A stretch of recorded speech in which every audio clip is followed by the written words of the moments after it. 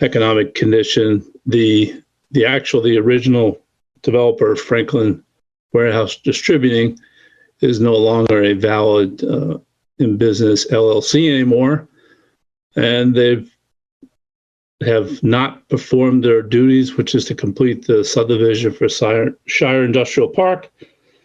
So what I'm asking the planning board to do is to take a vote this evening to find the developer in default for failure to complete the Shire Industrial Park subdivision. The monies are being held at Walpole Cooperative Bank through a lender's agreement. I did put in your, we put in the share drive, hopefully you saw it, drafted you a letter outlining in terms of what you want to hopefully vote on tonight to find them in default, which then, if you vote to do that, we would send that to Walpole Cooperative Bank, and we would then obtain the funds, which is being held by the bank in the amount of $272,000. We would place that with the town treasurer and make it available for completing the subdivision. In terms of just in general background for this, unfortunately, the road parcels in the development are in tax title. So our town treasurer did run a title exam on the parcels, because one option that we potentially could consider is acquiring the roadway parcels through a deed in lieu or foreclosure, which would be something that the developer would sign over the rights to the parcels for the roadway. It would have to be accepted by town meeting, and then we would have the ownership of the roadway parcels themselves, what the road is situated on. Unfortunately, there are multiple liens on those parcels for the failure of the developer to meet his obligations. So deed in lieu of foreclosure is not an option available to us. We actually do have to go through the process to foreclose. And so the treasurer is in the process to foreclose on those parcels, which then we would acquire the property to the roadways. I have asked town council, there is a roadway trust, which I provided to you in the packet, to see if in the meantime, we would have the rights to be able to at least to start, working. At minimum, the starting is we need to go in, get existing conditions as built prepared, have an engineer estimate prepared in terms of total construction to finish the road, which, because of the failure, the deteriorated condition of the road, is really almost more like a reconstruction of the road, which requires us to also take and do an assessment of the infrastructure to make sure, see what kind of shape it's in. I don't have that answer for you tonight in terms of allowing us to proceed, but regardless of that, we do need to acquire the money so we can proceed anyway, to be able to get an engineer on board.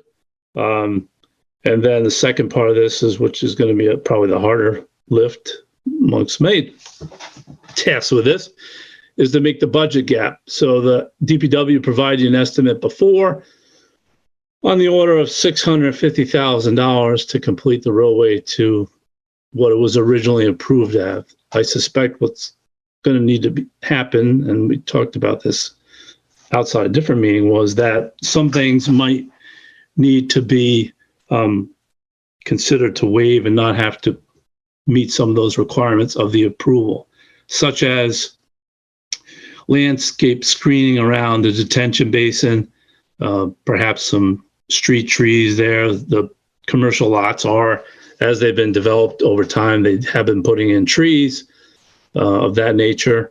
We will need to have the board, staff, modify the subdivision approval in terms of the roadway as Shire terminates, as it goes to 1719 Shire.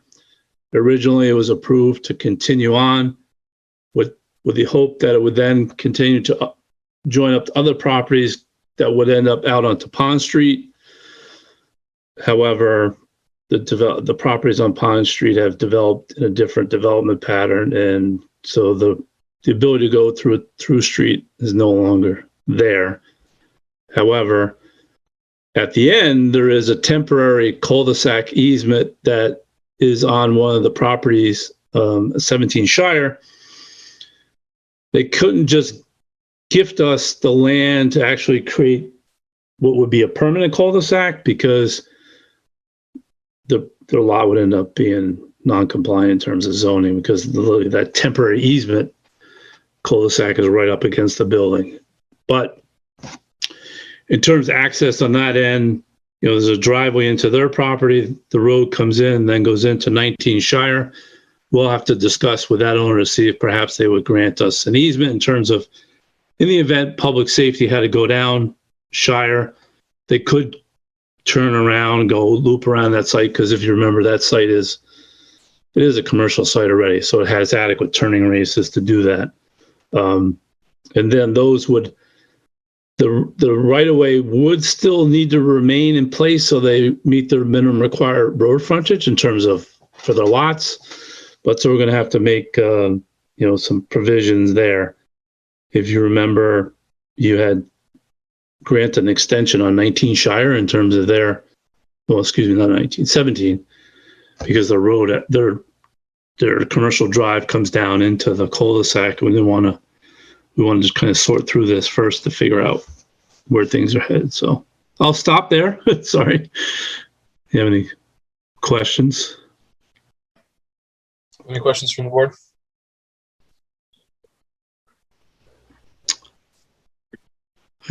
So I guess I'll start off on the cost estimate from DPW.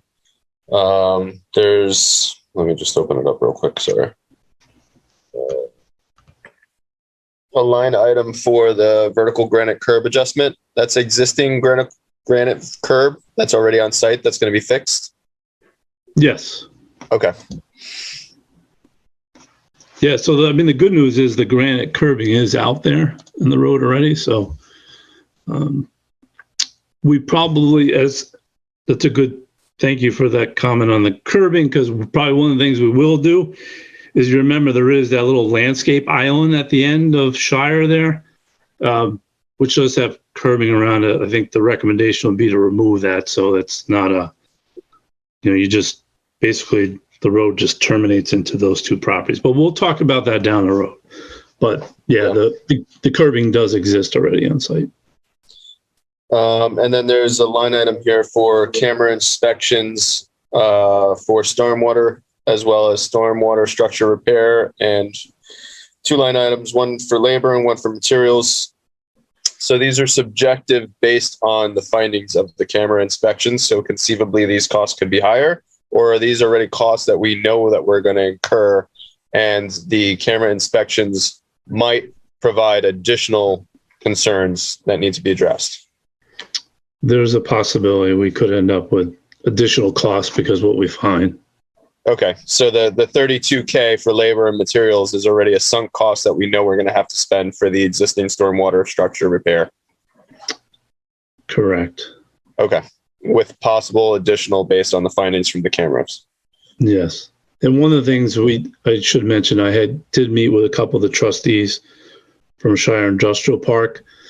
What they would like to have done, which absolutely makes sense, is to take the connections for the water lines and bring them outside the layout for the undeveloped lots that are still in the park.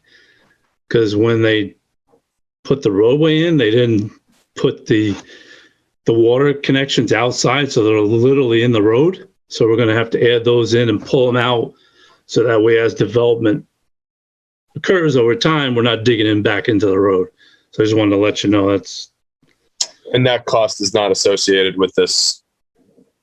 No, I'm hoping, and I say hope, is we can maybe look to the water department budget on that side to maybe get some money for that piece of that. And now the roadway trust documentation, I went through that. Have the occupants been paying into the trust? They've been paying a nominal amount of money. Okay. Really, so there's not much in the trust to support this? No, there isn't. Okay. In terms of the way this the subdivision was originally approved, there is a shared septic system for the park that was originally intended to remain as a private property, and then the association would maintain and operate that. The association is still going to need to maintain and operate the septic system, the shared system, but it's actually on the town acquired, so the town owns that land too. So, which is kind of a interesting. Well, I don't say interesting is probably not the wrong choice of words, but unfortunate that it was originally supposed to remain private, but that's not the case. So, same thing with and that same parcel has the drainage basin on it. So they were going to be maintaining the stormwater. We were really maintaining the road, paving, repaving the infrastructure, snow plowing, that kind of maintenance, not necessarily stormwater. So that's something we'll have to visit with the landowners within, which we are one of them, because we do have the police station, the regional dispatch is one of the property owners, quote unquote, within the park. So it's a little different. Gotcha. Makes sense. Yeah. Any other questions from anyone on the board? Yeah, quick question. If they're responsible for their septic, but it's on town land, do they pay the town and the town then has to maintain that? I don't want to assume. I'm going to presume, not assume, that it would remain as each individual property owner would pay into that roadway trust, and they would be maintaining that septic system, not the town. We pay a percentage of it because we're one of the property owners, but it would be privately maintained through the association. Now, go ahead. Sorry. I don't know, which I need to speak to council about, whether we need to transfer it back, to the association, and take it out of the town, or the land remains with the town, but the association will pay into and maintain, operate the shared septic system. Do you happen to know how big a piece of land that is? Like how much we would be losing potentially if we did? It just seems cleaner if they had the property that their septic is on, even if we are paying into it, because the police is just one of the residents there, or commercial tenant kind of thing. folks. The property is, hold on a minute. I'm just going to pull it up on the map and I'll share it in a second.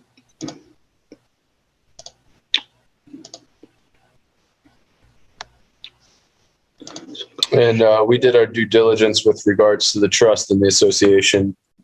There's no issues there, specifically around Franklin being a dissolved corporation at this point. No, yeah, we have done our due diligence on that. Okay.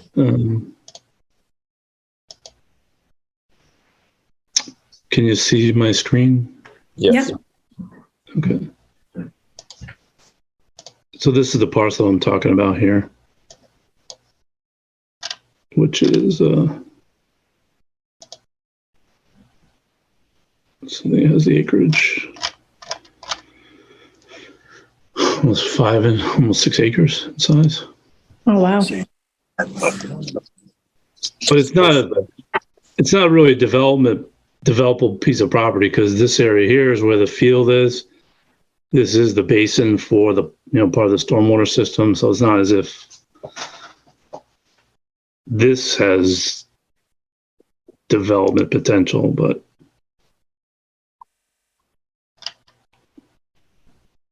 so actually you can see, I should have shown this a little bit earlier, but this is not the exact plan, but you can see, so that the new building is not in here yet at the moment, but that's approximately where that temporary cul-de-sac is that we'll have to take care of permanently.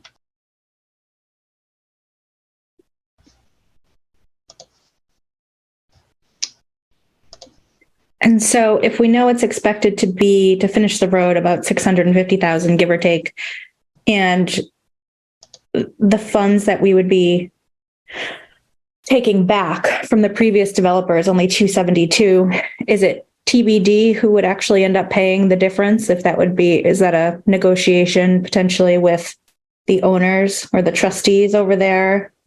Not for this meeting. We just want to know if we want to take that money back right now, if we want to default.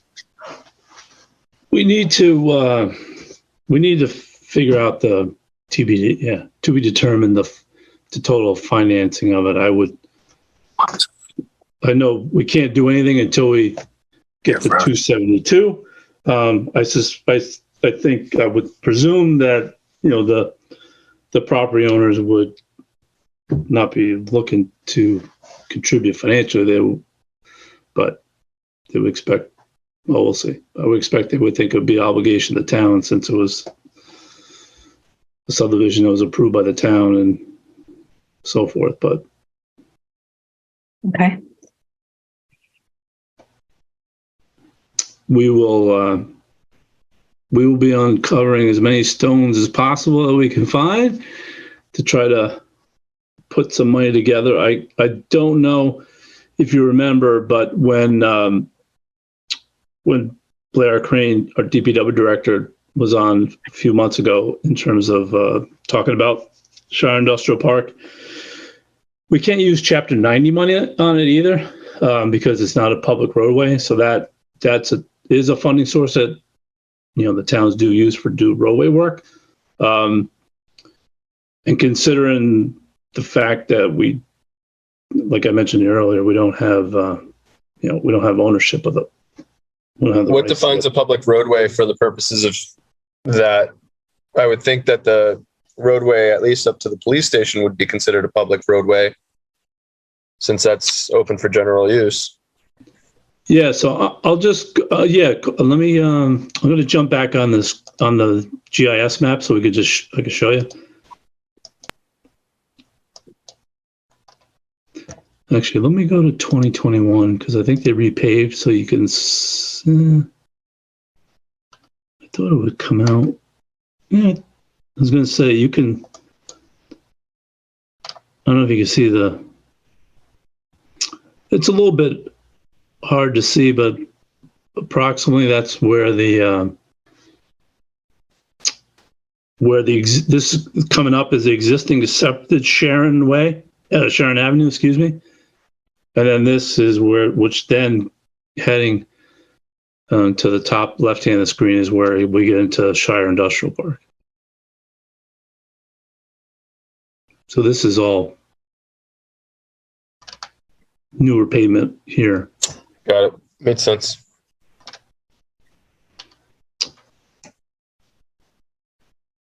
I was having, I don't know if you didn't have any specific, I was having trouble trying to get to my folder. So I was going to show you if you needed to, I could show you the subdivision. Well, yeah. Oh, here we go. Maybe I have. You did see, I put in the share drive, the Shire Industrial Park approved plan. I don't know if you wanted to. Yeah, I don't know if we need to. Yeah, I think we might have enough information at this point. Okay. So I guess if there's no further comment, and I don't think there is, then I would be looking for a motion to approve the pulling of the $272,000 bond to use towards roadway completion of the Shire Industrial Park.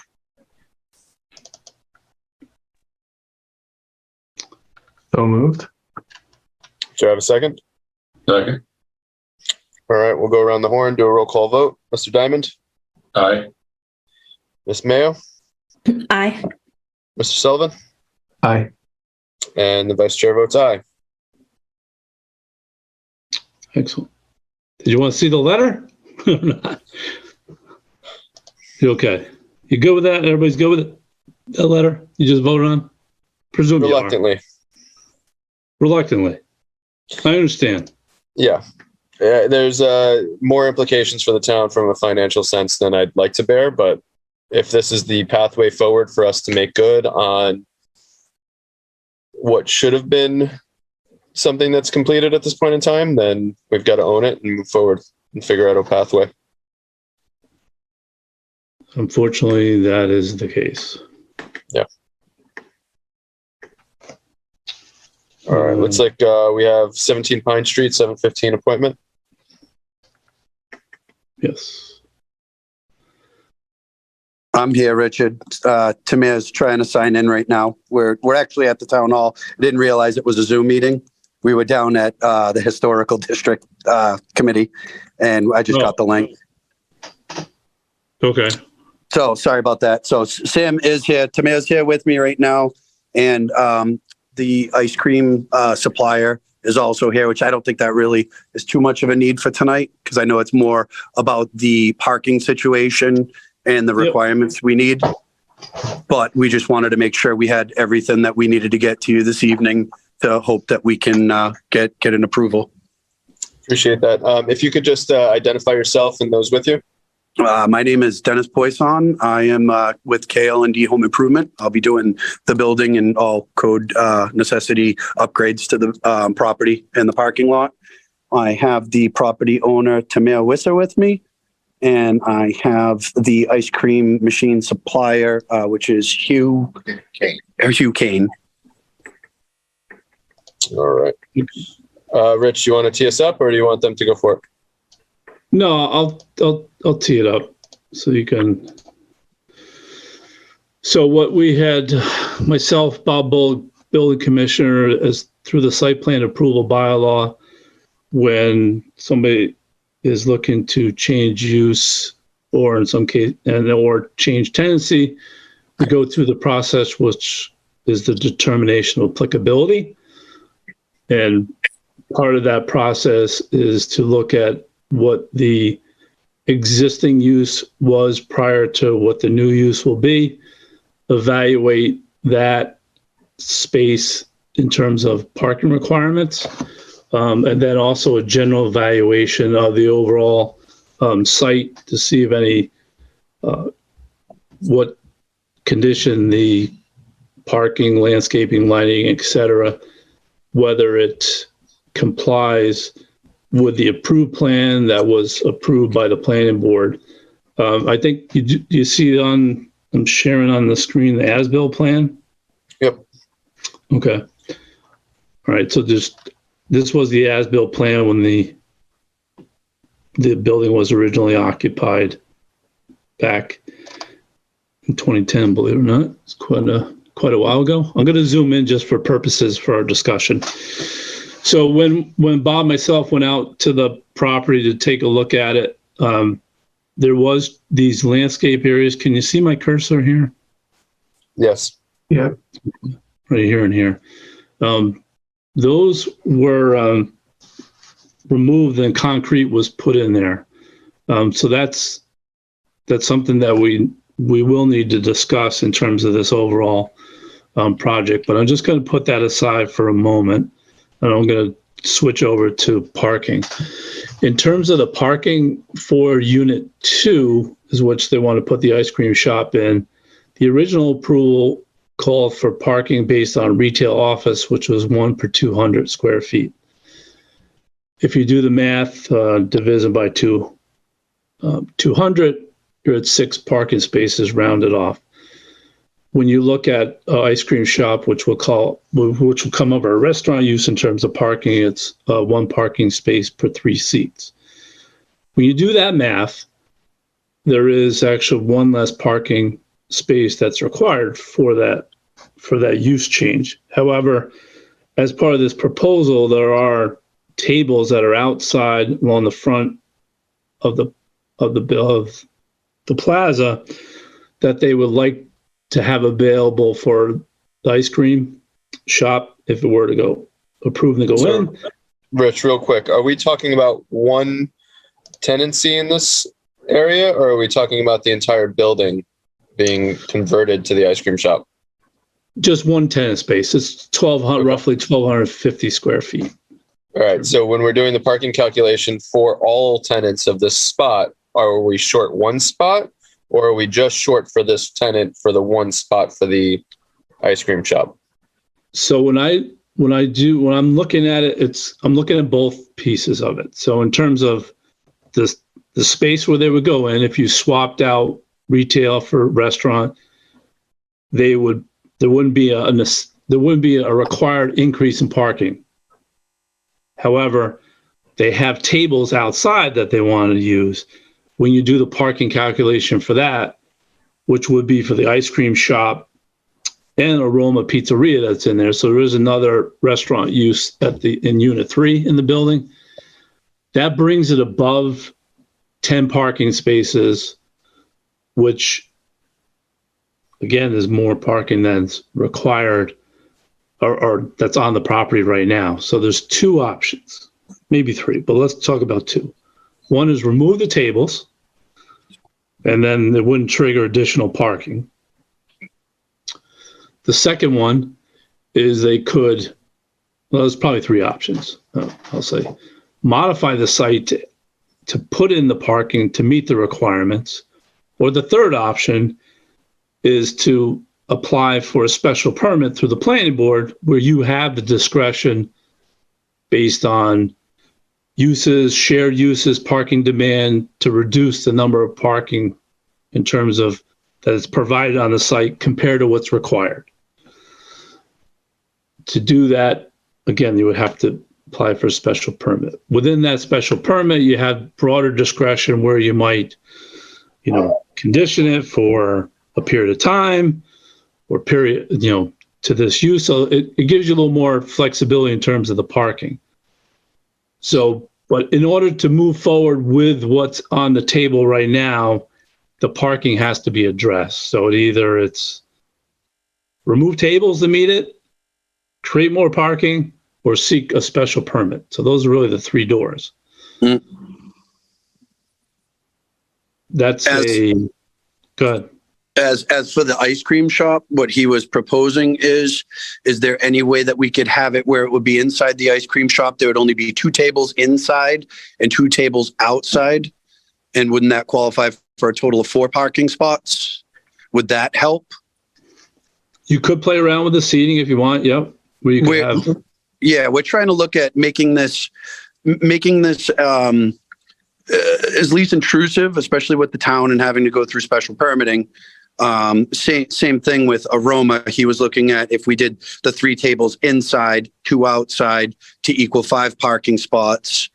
The Chinese place, which is not occupied at the moment, he was looking at, I know we'll have to come in for that later, but that would be 2 tables inside, 2 outside, and then leaving for the craft beer, a couple parking spaces for that as well, which that's not a restaurant. That's just retail, correct? Because they're not consuming it there. They're just buying and leaving. We were trying to accommodate all the spots that way. And out front, currently we have 16 spots, which that would bring us to a total of 16 parking spots. I do know that we do need to do proper lining for him, and he is on board to making sure that the parking lot is lined out properly. We will have handicap marked special spots. And then again, we were talking about all employees of all the businesses would need to park out back, leaving the front for customer parking only. So he is completely on board with being compliant with whatever the town needs are. Okay. And just further to that, Rich, I have questions about what actually constitutes seating in this situation. Is it, stuff that goes in at night? Is it stuff that's permanently there? Like, how do we qualify seating in this use case? So the seating, well, definitely a permanent seating for sure. The seating outside, while it is somewhat weather dependent, it will count. I think it's a little bit of an in-between, quite honestly, in terms of the outdoor seating. That's where it might be advisable to look at it in terms of some flexibility in terms of seasonal seating outside. But we do have to either make adjustments inside to accommodate outside or vice versa, or try to do something with a modify something with a permit. And the special permit is not, it's another permit, obviously, and it's discretionary, but I think with the guidance of the planning board, to me, it would seem like the path maybe to do this is kind of come back with another concept, what you want to do, and then review with the planning board, potentially, so we're not designing it tonight per se. But there are some things that, we do need to see it addressed going forward. So regardless, the striping, I remember the concrete for the landscape. Yeah. Yep. We're on board with making sure that I take care of that so that he will be compliant. We'll make sure that the concrete is done proper with proper pitching, expansion joint, in the proper texture and whatnot. Same thing with all the properly lined parking spaces to make it clear visible. I have no problem with keeping Tamir on board also with if we did any sort of special seating where, as you were saying, for the specialty, if maybe we could even put in note, say, obviously in the ice cream shop, we're not going to be having ice cream out there October, November, December, January, where if the seats aren't hard mounted, then they could be transferred to the indoors to keep the indoors still operational throughout, the fall, late fall, early winter months as well. So the business wouldn't have to really be like a full-time shutdown in the off season where that, could still generate work, jobs, and revenue as well. Understood. One final question, Rich, with regards to the removal of the plantings, were those calculated against the impermeable space? And is there any issue with regards to the concrete being utilized instead of the planters now? It potentially could be. Yeah, we need to take a look at that because it's going to change the, in terms of it's a pervious surface as opposed to impervious, so landscaping. Right. So we will definitely have to take a look at that. It might be, maybe it's some kind of combination thereof where it's not a complete removal of landscaping, but it's designed a little bit differently if you want to create some kind of outdoor space. But I think it does need to be designed more cohesive in terms of outdoor space if you're going to go in that direction. Correct. As opposed to, I'll say ad hoc, if you will, or kind of like additive and not really having a overall plan how to put it together, I guess. Right. Yep. No, I totally agree with you on that. Because you want to make it inviting to the customer, right? So 100%. Yep. Any additional questions from the board? Is there a change to the facade of the building? I thought one of the drawings showed some columns in the front now. Is that? We originally were going to put in for an awning, kind of just an extended roof, but where we became into the parking and whatnot and seating, we've scaled back currently at the moment, and maybe that can be readdressed at a further. We're not going to push forward with that component yet because the building already has it's approximately, I believe, a 7-foot existing overhang where the seating is currently in place. We were looking at extending it out just so people had a little bit more room for the weather to get out. But when I spoke with the building inspector, we agreed that we would pull that off the table for the moment, focus more on the business, get the business up and running, and then we can address that on a secondary. It kind of seemed where we were stuck right now with parking and limitations as it was, we're not going to really be able to obtain like a full outdoor dining experience like a lot of the other restaurants are doing with multiple tables. We're going to have very limited per unit. So again, at the moment, it doesn't seem like a feasible cost to put towards it without it even running. So we were thinking we can readdress that in the future. Obviously, before anything is done with it, not pre. So is the outdoor seating in those two groups of two tables in the newly concreted area outside the overhang, or is it actually under the overhang? The tables are under the pre-existing.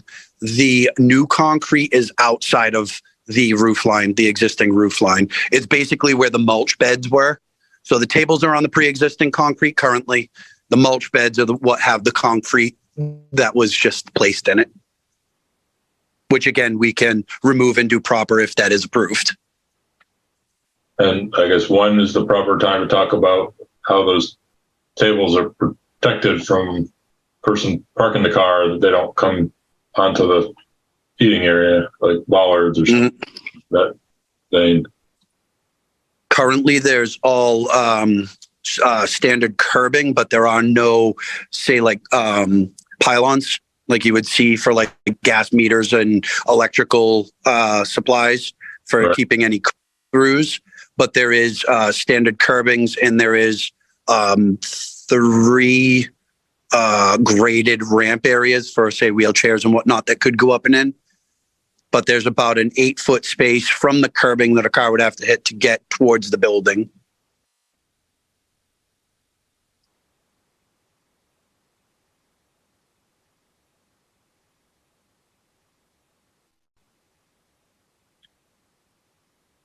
If I was better with Zoom, I would try to attach a photo right now. I can build you whatever you want, but when it comes to technology stuff, I'm not great.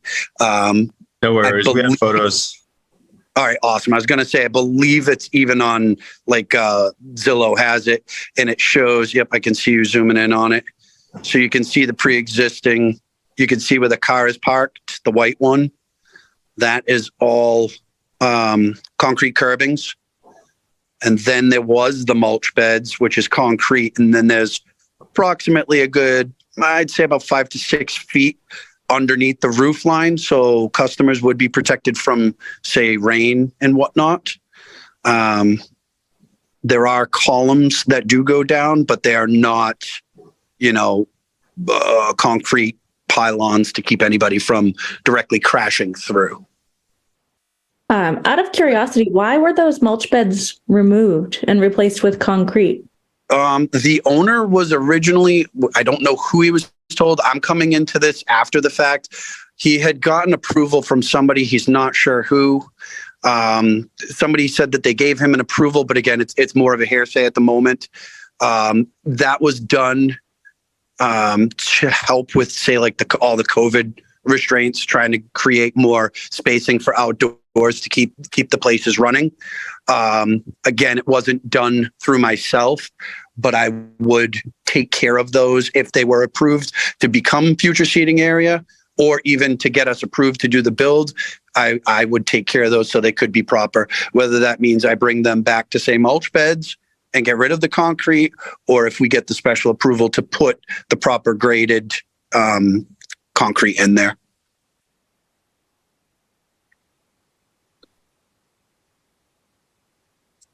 I'm just concerned if it stays, or maybe if it goes back to mulch beds, how do you then walk from one business to the other if the area is full of seating and can you get? There's still walk area. I could get exact layouts for it. I don't have a site plan on this, but I can get what the exact spacing is for where the tables are and how much room there is to comfortably get around it and go from business to business, or from each walk area to the walkways to the vehicle parking lot.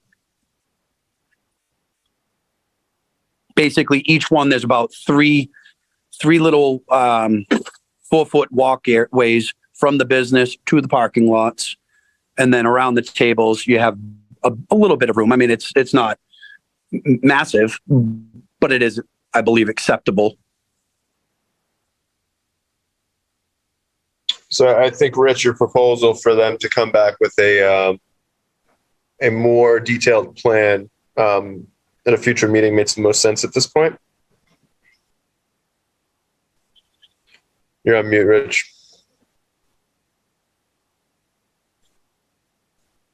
Yeah, sorry, I apologize. I would agree. I think some of this is, some good ideas, but I think it needs to be, translated to a plan so you can take a look at it and make sure you're comfortable with it in terms that it's going to work.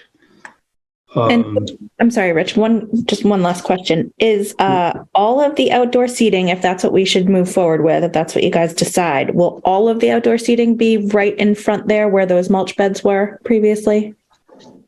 They would currently be staying under the existing roof line. Okay. Thank you. Currently, again, if we do get a future roof extension and we can do that, that gains more spacing, that gains more walkway. Again, that we're really not going to be having, say, servers going out there. This is more for a customer to come in, order their lunch, their sandwich, their ice cream, what have you, and have a place outside to eat. Not quite a picnic table, but think of it as almost like a small picnic table that a family can grab their food, go out and eat. There'll be waste receptacles. They can get rid of all their trash and they leave. It's not like it's a full-time serve where people will be bringing them out drinks and whatnot. It's not so much a restaurant with wait staff, I guess you would say. It's more of a get your food. You can go outside and have a place to sit down and eat it. There is additional space out back, which we were talking about, maybe making a little bit of room for some larger picnic tables in like the grassier area, clean up the landscape out back, and there would be even more seating in the outside. Again, just a picnic table to eat your ice cream, get back in your vehicle and head on home. That sounds great. I think the landscape part is really important, I think, just for, like in general, the building is already kind of off the road and up a hill. It would be great to clean up the back, but even in the front, it's overgrown. So it kind of blocks the line of sight to the businesses that are there now. So just something to keep in mind as you guys are planning. Maybe just try to, I don't know, clean that up, maintain that a little bit so that it seems more welcoming, like Rich said, but it just, whether, the back, the front, I think that's going to be pretty crucial for people to want to hang out outside. Mm-hmm. Now, in question of planning, is that something I could sit with Rich and go over what the town ordinance would be for that, so we're on board with you? Or do we need to hire somebody for more of a seating and parking planning? I mean, I'm trying to make this as easy and compliant with your town as absolute possible. We're 100% on board with being compliant with you. I'm just at the point where when it's coming to the parking and whatnot, I just want to make sure I'm kind of doing it once, because I don't want to waste you folks' time. I want it to go smoothly for everybody. And I just I'm trying to find out who would be my best bet to discuss that in further depth, to come up with this plan that would be acceptable with you folks.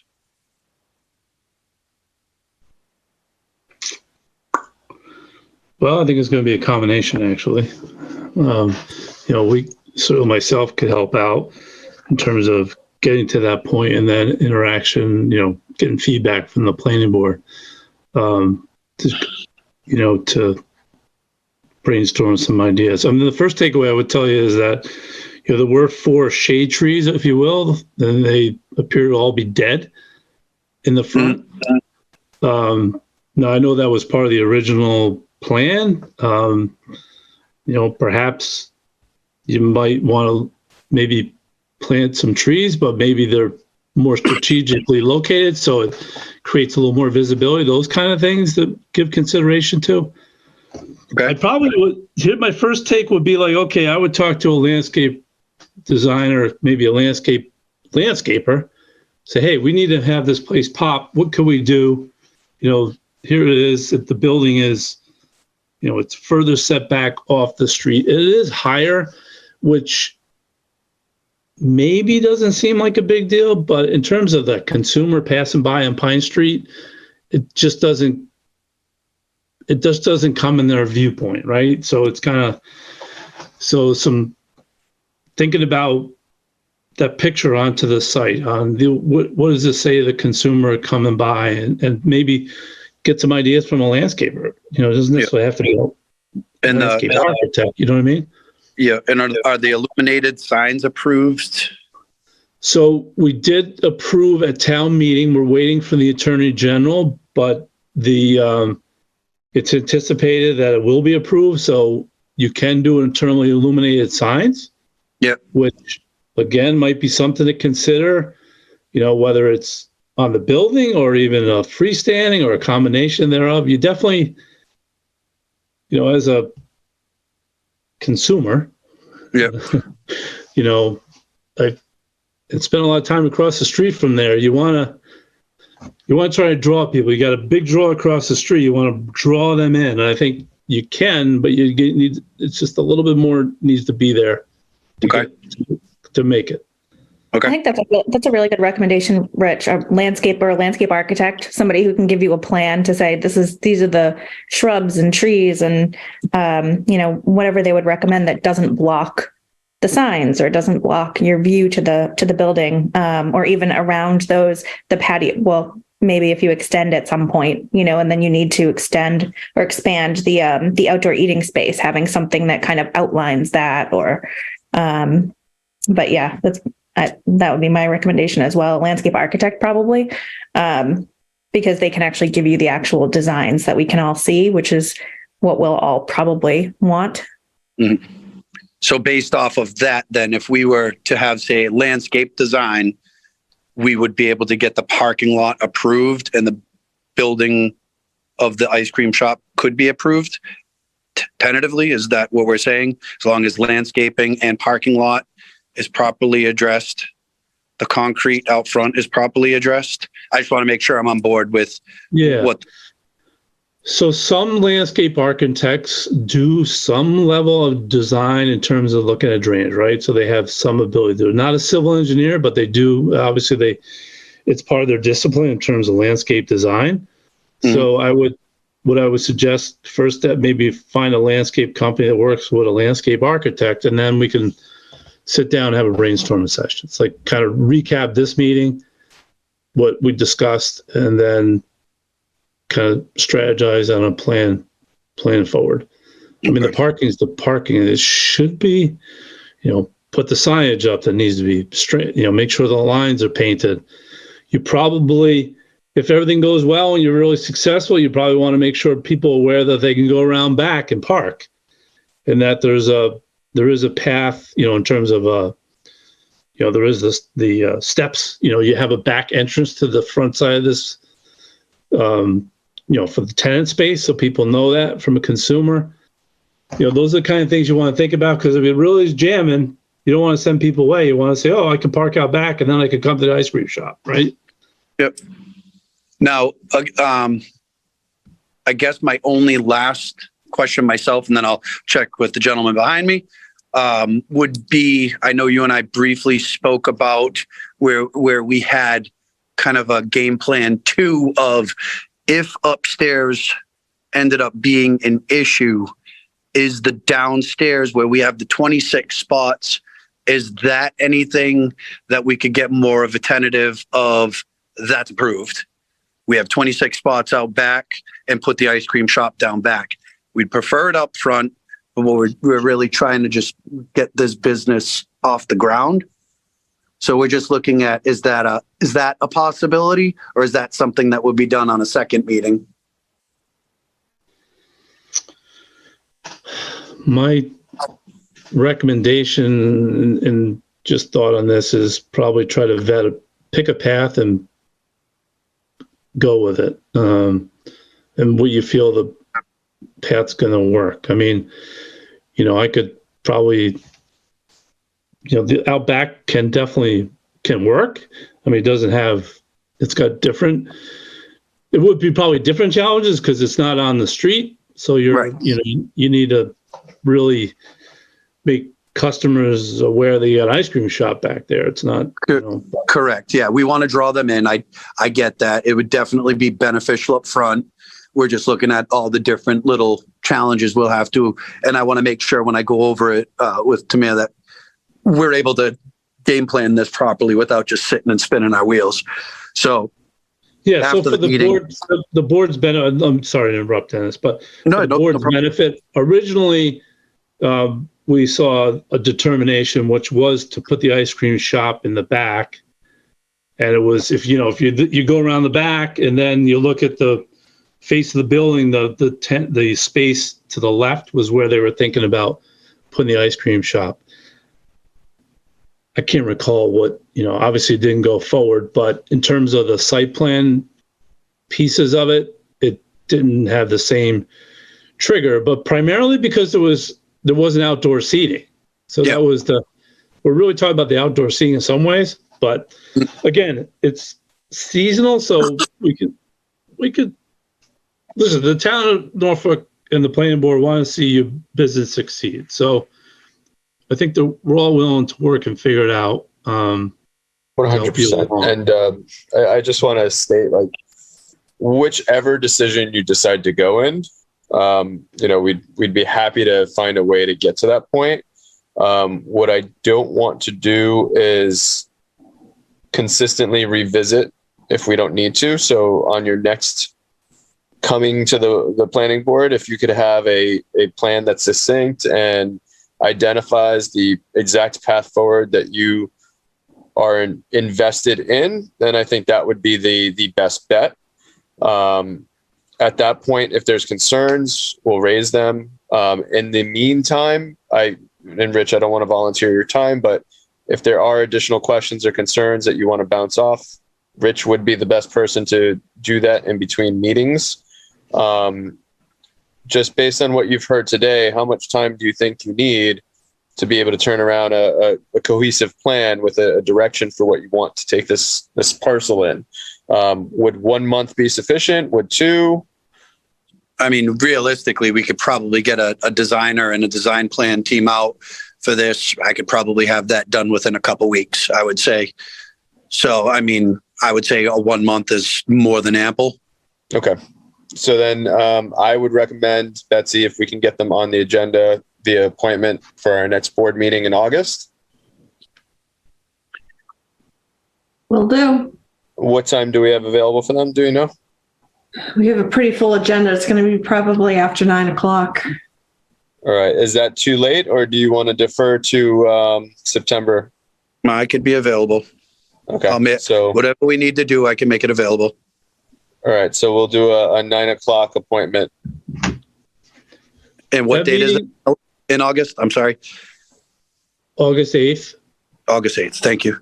And that meeting will be in person and remote. This just happened to be an oddity. And originally this was supposed to be, well, anyway. Yeah, that's all good. We're actually sitting in the conference room right now, so it's no big deal. We'll take care of it.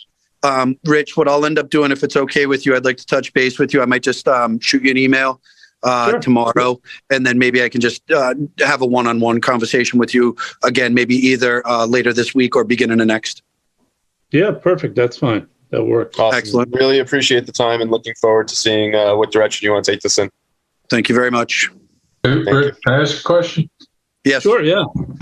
There's a ton of spots out back. Are they spots out front deeded per tenancy, or is there a reason why we're not looking at the whole site for parking, around the back? No, we are looking at the whole site.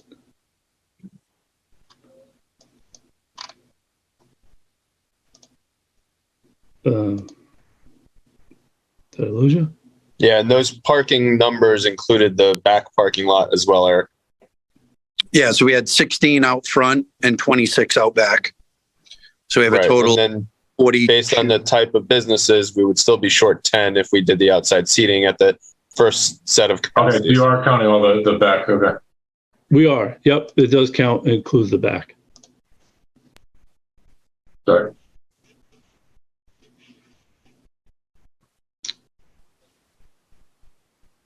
All right. Sounds like we have a game plan, right? Awesome. Perfect. Thank you. And looking forward to touching base in August on the 8th. Thank you very much. 9 p.m. Thank you. Thank you. Bye. All right, Rich, we are down to new old business, 15 Lincoln Road, the Next Grid solar project. Well, unfortunately, I don't mean to chuckle, but I don't know if you saw I think I shared the email. They had the cursed kind of site here with the contractor, so they haven't had them. Yeah, the hydro seeding contractor has been inundated with work, all that, and they don't want to go through another one because this guy owes them, kind of a thing. They would appreciate some recommendations from us, but they still kind of want to use the same guy.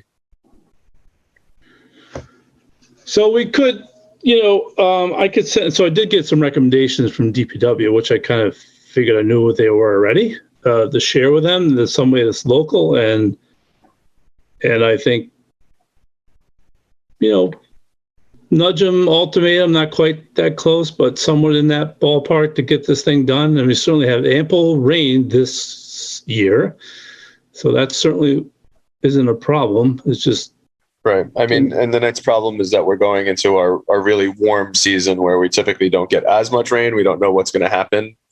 I know this year because it's been interesting, but I'd be concerned personally, especially if they're not watering it. I just can't believe how challenging it's been to get grass seed or hydro seed. Yeah, my neighbor's done it across the street. I've seen several houses do it in my neighborhood. Yeah, everywhere. So, yeah. And then looks like we've got a vote on temporary occupancy extension. yes, yeah, it does expire on the 17th. So, I mean, I guess I would say to your point, Chris, I don't know if maybe right after the September meeting, not. I don't know. It's 6-1. Yeah, I'm getting to the point where it's frustrating. We do have a bond with them, right? We do, yeah. What are we at? Like 20K or something? 20 or 25. I can't remember. It was 20 or 25. I don't recall, Yeah. but yeah. Well, I am getting close to wanting to pull the trigger, but in good faith, understanding that they have additional projects in town that they're one in progress of and two supporting. I want to be a good neighbor in that sense. I think if it makes sense, I would look for a motion to extend the temporary occupancy for the 15 Lincoln Road Next Grid solar project till September 17th, 2023. If there's no further discussion warranted from the board. I just want to make clear that I think we got to put our foot down after this extension. This is 100%. This is ongoing. So willing to move the motion, assuming we're not moving another motion to do this again. That this needs to get done. 100%. That was the intent of my statement. Thank you, Gary. could I offer just a slight maybe option to this? Maybe just do it through August, because then if I'm just thinking that I know September's better for seeding, but if you I don't know, I'm sorry. I was just thinking if we need to pull the trigger on to get somebody in there, it'd be nice to have them lined up for September then. Yeah, that's a good point. Actually, that's a very good point. I mean, it would be nice. I mean, September 17th would be the expiration of the occupancy permit. We could pull quotes and get things ready ahead of time. I'm afraid that if we only do it till August, one, we've already got a packed agenda. Two, they're going to come back with the argument that it's too hot. This guy's still not doing it. The people you gave us, they haven't called back. Like, more mounting excuses, and for us to be pushed into another extension again, and for us to have wasted another 5-10 minutes on the call just to get to that point of extending it to September again. And so I think we put our foot in the ground to September, have somebody in the wings ready to execute after the 17th, and then we pull the bond. I'm sure we have enough funds in our own budget to cover the cost of this and repay ourselves out of that bond. All right, so that makes sense. And I can give you an update in between and say, look, I'll get back to Nathan and say, look, you got to perform here. This is Right. And I mean, the cost of the bond is going to be much more than the cost of the hydro seeding at this point, I believe. Because we pulled the bond for much more than just the hydro seeding. correct, right? Rich, is the other stuff complete? Is it just the seating, or is the crushed rock and all that removed to allow for seating? I will, you know what? Let me go out and do another. I don't have the answer for you tonight. I'll go out, do a site visit, and then report back to you. I'll send you an email to give you a status. Okay. There was other bigger work than just the seating, I think. Yeah, there was. Yeah, it was minimal. And I thought that conservation, when they were out there, they confirmed that a lot of it had been done for us. And that really the remaining item was just seeding at this point. But if the seeding hasn't been done and we've had any erosion from any of the recent rain, then that would be the cause of concern. Yeah, I'll go out, do a site, and then I'll send you a progress, interim update report so you can let you know what's out there. Okay. Any further discussion? All right. If not, we have got a motion on the table for extending the temporary occupancy permit for the 15 Lincoln Road Next Grid Solar Project to September 17th, 2023, with a motion from Gary. Do I have a second? Second. Motion. All right. Roll call vote. Mr. Diamond, Aye. Ms. Mayo, Aye. Mr. Sullivan, Aye. and the vice chair votes aye. Thank you. Thank you. All right. Next on the agenda, we've got the Design Review Board appointments. So you have one, Arlen Lee. I think we still need another one, Betsy, right? I think we need. Right. So Arlen Lee is currently our appointment on the Design Review Board, and Bob Nicodemus, he is no longer able to serve. So we do have a vacancy on the Design Review Board. I think the Select Board also has a vacancy on the Design Review Board. So there's 2 open seats. So if you know anybody with design, they have to have a design background, though. That's the. Yeah, and they prefer a landscape architect. So if anybody has any ideas, send them along. All right. Got I it. suppose if you had somebody who was in a landscape business, maybe that would be something as well. Not quite an architect, but something. Sure. Right. Now, with regards to the reappointment, do we need to vote or anything? Or are we good there? Yes, we do need to vote. Yes, please. Yep. All right. So we need a motion to approve the reappointment of Arlen Lee with a term to expire on August 30th, 2026 to the Design Review Board on behalf of the Planning Board. Moved. So moved. Changing the expiration date to June 30th, 2020. June 30th. Thank you. Do you have a second? Second. All right. Roll call vote. Mr. Diamond, Aye. Ms. Mayo, Aye. Mr. Sullivan, Aye. Vice Chair Chris Montfort votes aye. Thank you. All right. Next up, meeting minutes. Eric. I make a motion to approve the meeting minutes for June 13th, 2023 as printed. Seconded. All right. Roll call vote. Ms. Mayo, Aye. Mr. Sullivan, Aye. Mr. Diamond, Aye. Vice Chair Chris Montfort votes aye. Thank you. All right.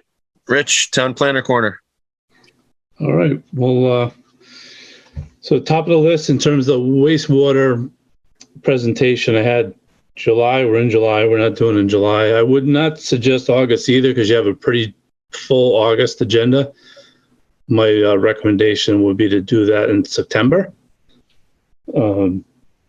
which would be the final report is being finalized. You know, the bow is being put on it from the engineer, so they would be able to be available to the board. So I think September makes sense for that.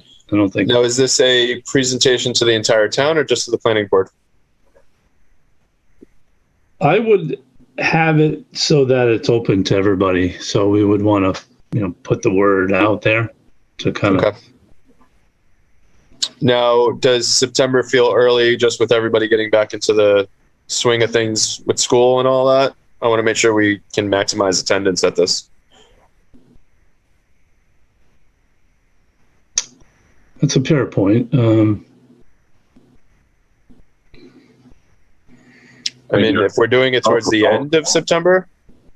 Sorry, Eric, go ahead. I said, I think Southwood was on the schedule for September. Yeah, we also have Southwood in September as well.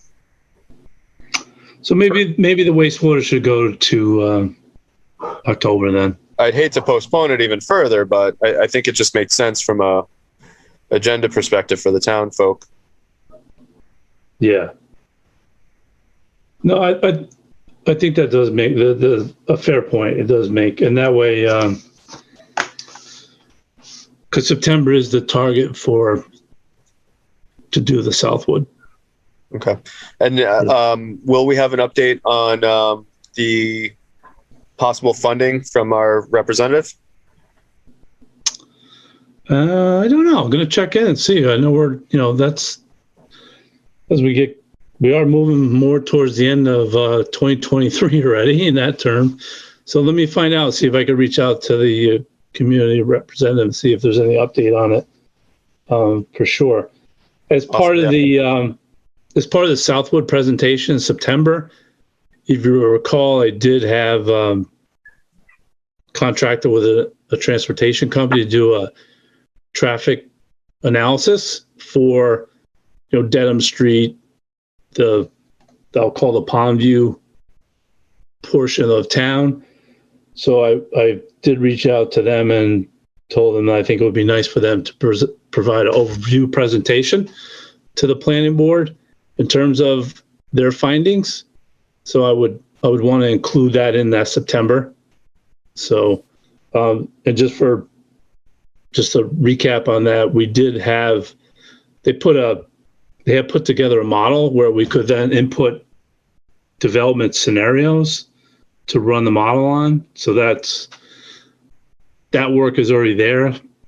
This isn't running a particular development scenario through the model, but just to present overall findings that they've had by doing recent traffic data collection. So I would definitely want to have them on there too for the board. So is that going to be shared with MAPC so that they can give us like traffic statistics based on what models we're going to be looking at? Awesome. Yes. That's really cool. Yeah. I say only, but we're kind of, once we can maybe get to a preferred option, then we'll run it. But that's the overall intent of it. So, and then the next item agenda is fall town meeting. Hard to believe, right? Hard to believe. Here we are. Hard to believe. Well, so in terms of possibilities, I know the Norfolk Affordable Housing Trust is exploring the accessory dwelling units. This is really my more awareness to the board that they are investigating.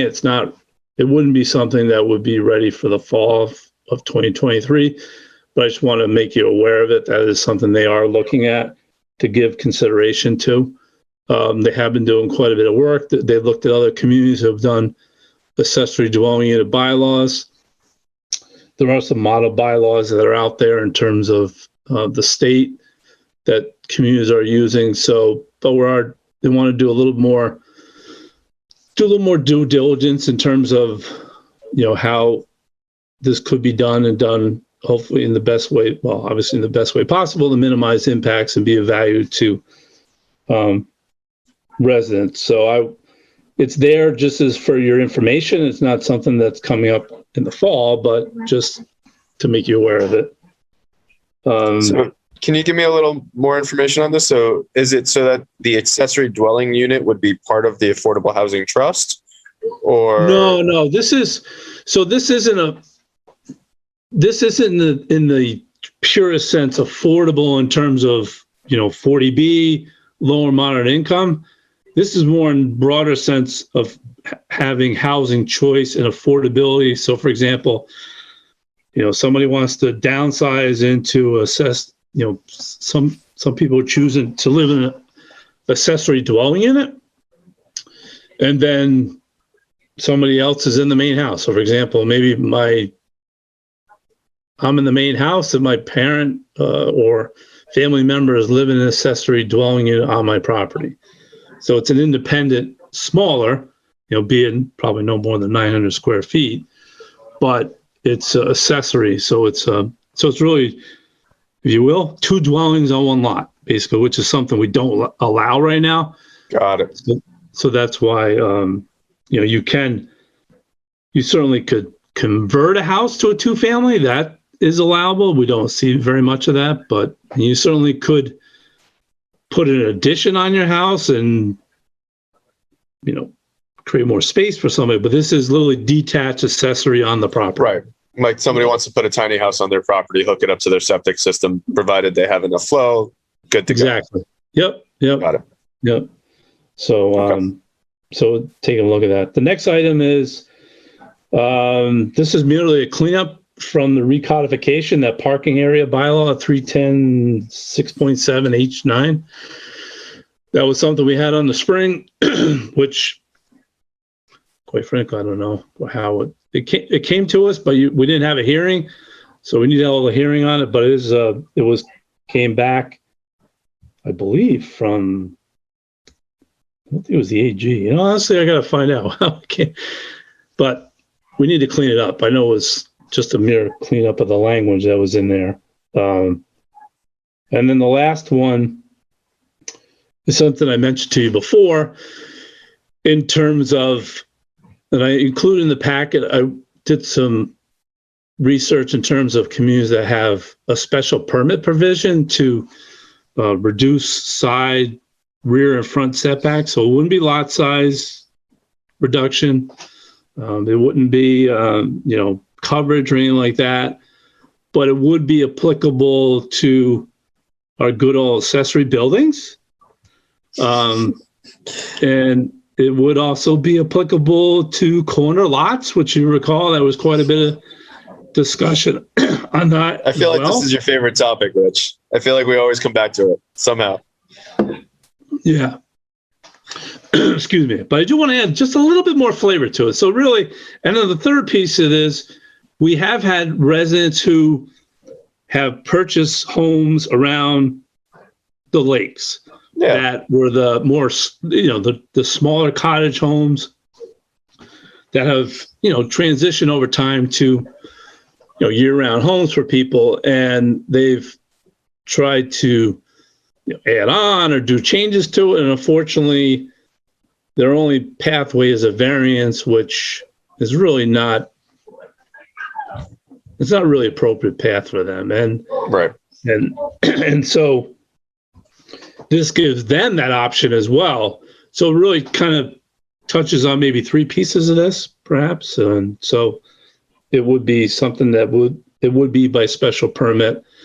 So, excuse me. So I did give you a bunch of different ones. You have some that are really deep and technical and all specified. So it ranges the gamut between very detailed to more general to give the, more discretion in how do you go about doing it.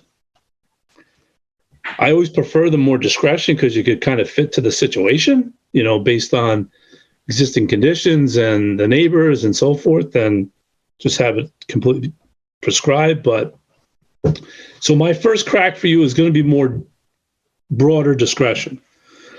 Excuse me. I would like to see if we can get it done for the fall. I don't think it's necessarily a very complicated bylaw per se. Dare I say it, but. And this would kind of tie a nice bow on all of the other work we've done in this area. Mhm. Okay. And is that something that you'll have ready for our next meeting? Yeah, I'm going to have it ready for the next meeting for August because the warrant's going to be opening up. And I think next week the select board's going to open up the warrant. So, Okay. And then, so if we're looking at this in August, when would we have to like kind of shop this around the advisory? I would probably want to shop it in September at the latest. And then the town meeting is going to be October? No, it's November. I forget. November. November. Yeah, November. Okay, so that allows us enough time to get feedback from advisory, kind of do some revisions as well. Yeah, and this topic is somewhat familiar to them already. So it's not it won't be completely new. Just again, there's a slight variation to that, but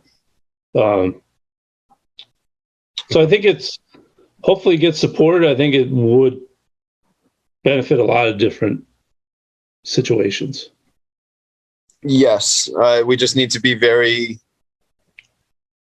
specific yet generic about those situations and careful with which precedents we set via our special permit approvals. Yes. Yep. Okay. Yeah, in theory, I support it. I just want to make sure we don't get out of hand with it, to be honest. Yeah, that's Agreed. true. I mean, it obviously applies in the lake neighborhoods. It makes perfect sense, to change the setbacks, and you don't really have another choice, unless you're just going to stay within the existing structure of the house. But that doesn't always work, and you can't always put a second floor on, et cetera. So, I love that personally. I think it gives, especially because we already know we don't have a ton of affordable housing in our town. And not that would contribute to our affordable numbers necessarily, but it still gives the option for people to have, not a mansion. You can buy a cute little lake lot and you can build a really nice house and, not have a ton of yard to take care of and all of that stuff and still be in a neighborhood community. So I'm a big fan. My only concern is that it becomes an opportunity for transient rentals, either through Airbnb or similar, and it kind of starts to diminish the quality and feel of the town from that perspective. Well, that's not this though. Well, what is stopping This somebody from article putting? about sheds, right? Yeah. This is not about accessory dwellings. This is about if you Setbacks. have setbacks. Yeah, that's all. So this would be your shed that you want to put a little bit closer to the property line. Okay, so this would only be for accessory units, not dwelling units. Well, I shouldn't say that. Let me clarify. It is for that's why we for need to be existing very. homes. You know what I mean? Huh? It would be for an existing home. For an existing home, but for something additional on that lot. So an ancillary, like a pool house or a shed, not like a tiny house. That's good. That's a good point, Chris, because we were talking about those two things as if they were separate, but once you change the setback, that applies to the ADUs as well, potentially. So exactly. That's why we need to be very specific with what is allowed versus what's not allowed by this special permit process, because conceivably I can move my entire family into a small little ADU on my property with the special permit, provided I have enough flow and, access to power and sewage, and then rent out my house and live essentially rent free on my own property. Which a lot of people do. I read about it all the time. Not here, obviously, but right. It's in a lot of my design and construction magazines. But the ADU, I mean, what's that? ADU is not on the table though right now. I know I talked about two different things. I don't want to. Not right now. No, but you talked about setbacks, and setbacks brought that to my attention. So, okay. All right. For an accessory building. But yeah, there's a lot of places where they have done it. So in Rentham, they don't allow, I don't think they allow ADUs, but they do. I have a client right now that wants me to design an in-law apartment, and it's very prescriptive, and it has to be somebody that's related to you, either to you personally or to your spouse. And so I can show you guys all of the stuff that I found digging around that would probably help us to make it more prescriptive when it's our time. So especially as we start looking at both of these, the ADU piece that you were talking about for the Affordable Housing Trust, plus the setback piece, we have to be very careful with the interplay between both of them.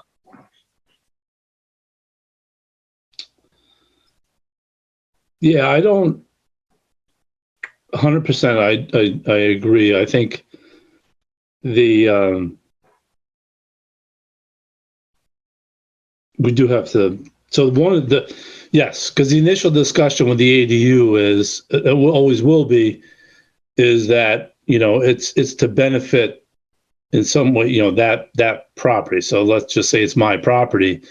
I don't want to push my ADU onto my neighbor where they're feeling maybe the impact of it necessarily than me, right? So that's that's why we're really not at any point we're ready for an ADU discussion though, because those are the points that have come up. It works well when it works well, but if it's I got my nephew living on an ADU on my property up against my neighbor, and he's, playing the music and all that, then we don't want that.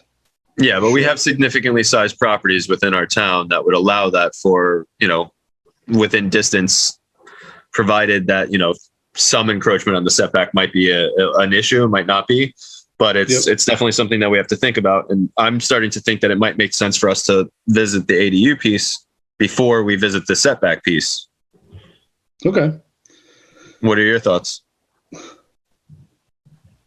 I think it's a reasonable thing to do, to look at it first. We definitely do that. I would say though, to do that, I wouldn't propose anything for November though. I think it's too. What does everybody else think? Do you think we should do it in that order, or do you think we're fine in the order that it's already been proposed in? I mean, because it sounds like, Rich, that you'd be able to have something that we can put on the warrant for the fall if we go with your first proposal. Yeah, my first would be a simple thing just for some flexibility, yes. But and do the benefits of that outweigh the possible ramifications once we do the ADU piece?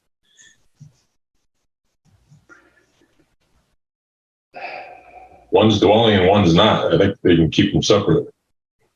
Yeah. I definitely wouldn't do them together. That's for sure. Because right. 100%. Yeah. I'm not, I think there's significant work that needs to be done in terms of the ADU. So I don't see that any near term. And quite honestly, thinking about what's going to be happening within our local area with the World Cup, I don't think we want to kind of rush this anyway, because that, there might be, I don't know, it could cloud the. Right. I get the AG, I get the concept. So I'm not, and I think the trust as well is going to go cautiously. They're not really, it's not number one on the list. I could tell you that. Yeah. The last thing I want though is this setback rule to kind of give avenue towards pushing the other one through. Well, especially in light of your comment about the World Cup. Yeah. No, it's something I've been thinking about too. So, it may be. Oh boy, this is this is the fun. I get it. I understand. Let's all right, give it some thought. I would really like to try to give some flexibility for those homeowners that, like I said, they've come in. The ZBA evaluates them from the variance perspective, and they they have made their case. Yeah. In I think terms that of made sense, Rich. And I'm willing to give you the chance to, take a crack at it, see if the language made sense for us. And we've got a meeting to figure it out. So, Yeah. I think that's a fine approach, and then we can make the call later. Yeah, we could always pause too. Like we can work on and then pull back. It's not a, The setbacks, I know, a year and a half ago, maybe that was something that we were supposed to revisit. So I kind of don't want to push that one off. Right. So I think it does make sense to put that first, mostly because I know, well, A, we already said we would, but B, because the ADUs can get really controversial. And well, we're going to have to do so much digging. Yeah. And I know, like in California, for example, they just did anywhere in California right now, you can have an ADU 4 feet from your property line. So I don't know if that came up on anybody else's Design Geek news, but that's kind of a big issue right now. But, people need affordable places to live, and we want to be able to help our parents who maybe won't be able to afford, to stay wherever they are. So I think it's 100%. important, but maybe if we have to choose between the two, maybe setbacks first, because we said that we would focus on that a while back. Okay. Any other comments? All right, that's the bottom of the agenda. Anything else that needs to be discussed? no, that wraps up for myself for tonight. Awesome. Then I will look to entertain a motion to adjourn. So moved. Do I have a second? A second. All right, thank you. And Melissa, thank you as well. All right, so roll call vote. Mr. Diamond. Aye. Ms. Mayo. Aye. Mr. Sullivan. Aye. Vice Chair votes aye. Thanks, everyone. Have a great night. Thank you. All right, good night. Bye. Aye. Bye, Betsy. Good night.